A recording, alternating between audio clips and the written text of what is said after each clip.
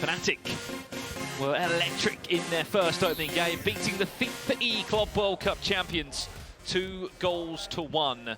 2 games back on the way. And on this round, as we said, taking a short break are the Riders after snatching that late goal. You were calling the action there. One thing I'm taking from a lot of these games, Ryan, teams have had either a really poor start and it was a wake-up call for them, similar to Riders and to DUX Gaming.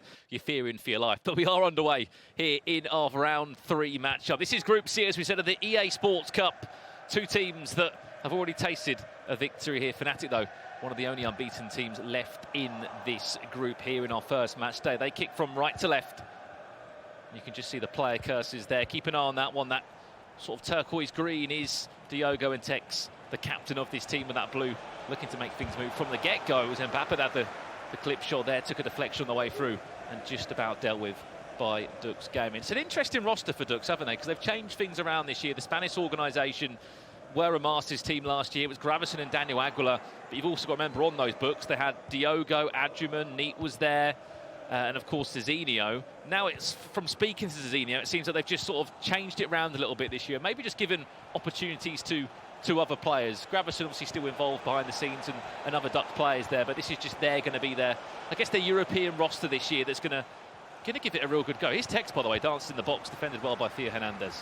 Yeah, as you were saying with DUX, they have the luxury of being able to choose from multiple players in their roster. They're all great players. So it'll be interesting to see how Zezinho and Neat do it in the 2v2 this year as they break forward for the first time, breaking into the half of FNATIC. They scored 4 goals in 45 minutes in their second game. What was one hell of a result. There's a bit of revenge in that result, actually, against Atlanta United, because if you cast your mind back to the Team of the Season Cup last year, obviously where Gravison and Daniel Aguilar were playing, Atlanta beat them 6-0. There was clearly a sour taste left in that game, definitely. Because quite a few months later, they come back and they win 6-1 in 1 game of FIFA. Could be a chance for FNATIC! Oh, 9! Off target, you don't expect that from someone who's got a 5-star week for as well. Yeah, it was, I wouldn't say it's rushed. I think it's the right choice to shoot first time there across goal, but maybe you would have hoped that it would have been on his other foot to arrow it into the corner. It wasn't meant to be, but promising signs in the first 20 minutes. You can see FNATIC, they press incredibly well. Arguably the best team, in my opinion, at pressing. They scored a complete combination of different goals. Did DUX Gaming.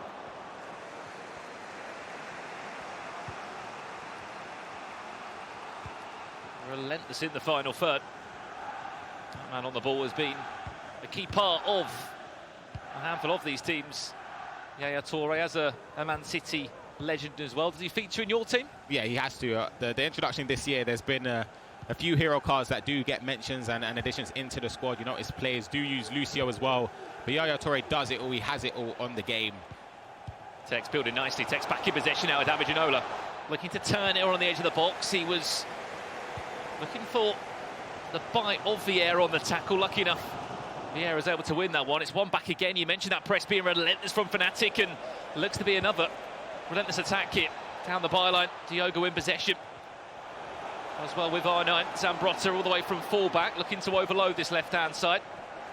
Just doing his best there to slow it down. What do you think Tekkz is looking for in that exact moment? They're looking for the pass across goal. There's always the driven pass from the byline across to another attacker in the box, a 6-yard area. Just trying to get an easy finish there, but it was well defended there. Could still be a chance. Mbappe. Tekkz moving and grooving. We'll give you an update on that one as soon as we do. But here, there has been a goal. It's gone the way of Atlanta United off the back of a 6-1 defeat. Now leading against MS Desari and Goatmo of Team Falcons. That's a brilliant way for them to come back after that big defeat. Yeah, it was a thrashing in their first game, but you could say, in my opinion anyway, the best team for them to have played in the next game is Falcons. Not based on ability, but based on the fact that they just conceded a last-minute goal to lose a game. That's gonna take its toll almost instantly, and you could potentially sense that there might be a lack of confidence, maybe a chip in their armour. But again, it's a great start for Atlanta United. And if you look back on it, it's easy to be critical from the commentary booth, but as a fellow pro yourself, you mentioned just a silly decision, wasn't it? Diving into the tackle, not standing up, yeah. And next thing you know, you've given away, what, 3 points? Yeah, exactly. There are going to be a lot of points shared here today. Honestly, I'll be surprised if anyone remains unbeaten here in day one of this group of death. Just under 10 minutes away from half-time, still 0-0 in our featured matchup. The Spanish organisation against the UK, eSports.org. It's a little bit of a feeling out process, this first 40 minutes. Mbappe driving, this is nice, here's R9, goes for the cutback, might get a second bite of the cherry. Mbappe, penalty, referee gives it. And it's Captain Virgil van Dijk into the book. We speak about a gift. This could be a gift for DUX Gaming. And I think it's neat. There might be one, no, Zezinho, sorry. And it's a huge chance wasted. What's the save from Van der Sar? Wow, penalties this year, you have to make sure that you do get the ring around the ball as close to the perimeter of the ball as possible. And then after that, it's just a guessing game, in all honesty. It's very hard to miss at this level, so you kind of just have to aim one way, stick to it, and just hope it goes in. And on that occasion for DUX, it wasn't meant to be. But again, these are the moments where, with FNATIC, you could start to gain a sense that maybe things are going to go our way today. And how big would that have been? I heard Tekkz speaking about it in the interview about scoring first. If DUX game was to get that first goal, penalty or not, Ryan. Yeah. We're going to see a lot of games, I can assure you, end 1-0. Exactly. That's what my initial expectation was, to have a lot of low-scoring games today. FNATIC, nice. Tekkz back to goal. It's Mbappe. Well played. Lucio still could be alive. Pele tries to just stick a leg out of it. And that'll do us for half-time. 0-0, but it very much could have been a different scoreline at the halfway point between DUX Gaming and FNATIC. Yeah, definitely. A lot of chances in that first half on either side. The penalty, of course, is that key moment. But yeah, I was speaking to Rich earlier. With penalties, there's no blame on the person missing it. It's just, as I said, it's really, honestly, just a guessing game. And for them, they'll just be hoping they can create chances, because that was still a chance that they created to actually make the penalty in the first place. The bigger question, Ryan, would you be taking the penalty or sitting and watching your teammates take the penalty? Last year and previous years, I would always prefer Chelsea to take it. I've been terrible at penalties. But this year, I'd honestly prefer to take it. As I said, I just don't feel like the way that they've done penalties this year, it's very hard to miss. It genuinely is just a guessing game. You pick a corner, you go for it, maybe you go down the middle, and just have to hope that... It feels like even when you aim, like you're feeling far left, you're still hitting top bins. You're getting top corner. So you have to, you just notice that the way FNATIC saved that, they took a step to the goalkeeper's left and then dive left. In previous years, you take a step left and dive right to try and save the middle and the right side. But this year, you need to make sure that you prioritize one side of the goal. And anything, the only situation, Ryan, is just the composure, right? That's Exactly, yeah. That's the thing. So if you mess that up, then the blame is on you. But it's very hard to do that with the players. They've got the max composure stats. Yeah. And at any level as well. You shouldn't be missing a pen. You shouldn't be throwing up those penalties. Back underway for the second half here. We'll keep you up to date, as we said, with the scorelines over in that Atlanta United Team Falcons game. We left it at 1-0 for Atlanta United, who, as we said, just lost 6-1. They have the worst goal difference at the moment in Group C. And we argue that maybe the missing round one has hurt them. They can get a result back now in round 3. It will certainly give them the ultimate boost of confidence. R9 may have just been offside. They didn't want to fully commit to that pass. Did Diogo and Tekkz.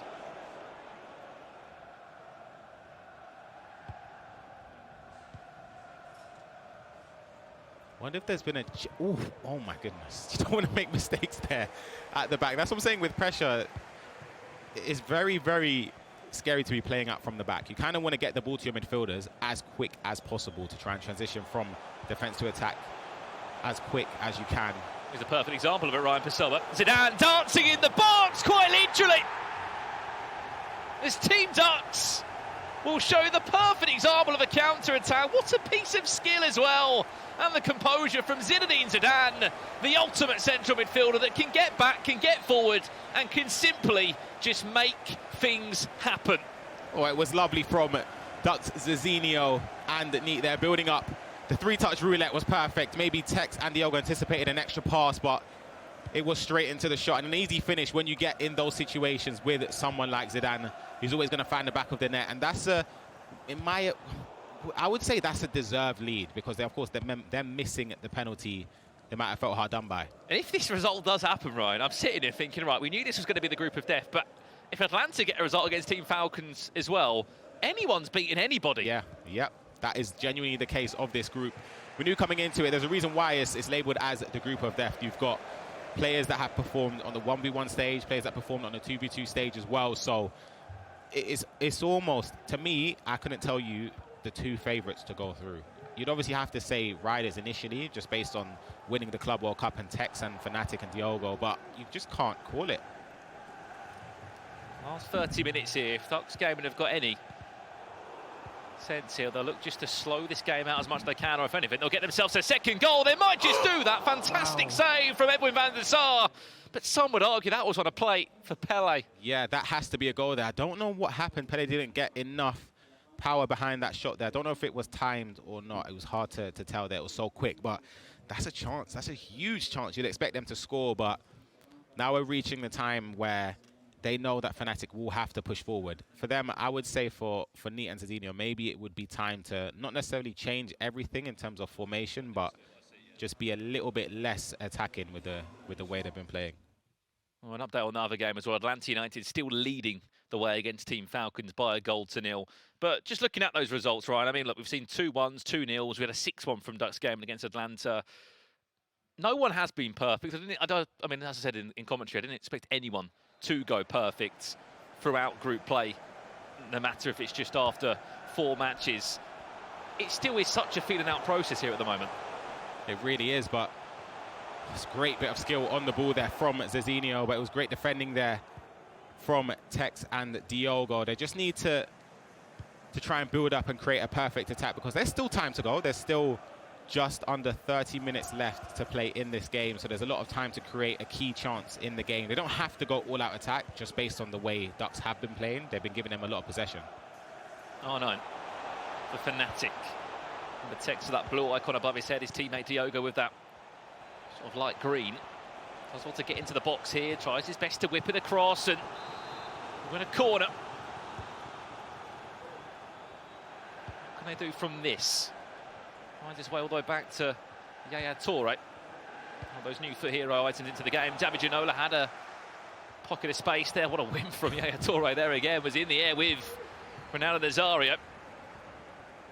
They were superb earlier at counter-attacking. Can we see that again from DUX Gaming?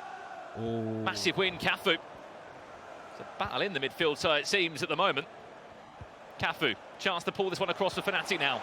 Stood well, did Vieira. Got the first one and the second block on the ball, but FNATIC still in possession. 20 minutes left on the clock. Yeah, that's incredible bit of defending there from Zezinho, I believe it was. Stepping forward to try and cut out that potential pass into the box with Vieira there. Approaching the time now, FNATIC maybe might need to change something to try and press a little bit higher than they've already been doing. So we might see more gaps for DUX to take advantage of, but you have to be sensible sometimes. Even though the pass might be on, it might be best just to keep possession. And in this position, let's talk from the FNATIC point of view. You're only a goal behind. You're talking one chance, one piece of magic, one Trivella from the edge of the box. What is being changed? We can see, obviously, from the outside a few changes there. Just from a small pro aspect, more than just a sub, what could be being changed? I'd probably increase my depth, the players in the box.